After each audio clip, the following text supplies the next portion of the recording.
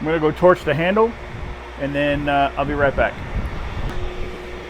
All right, just got back from torching the handle. We just got to, let's see.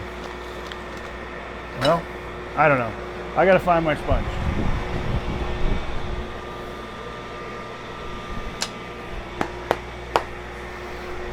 Hit it with the sanding sponge, and just kind of smooth everything out, knock off the charred grain, the black stuff. It also makes it really nice and smooth.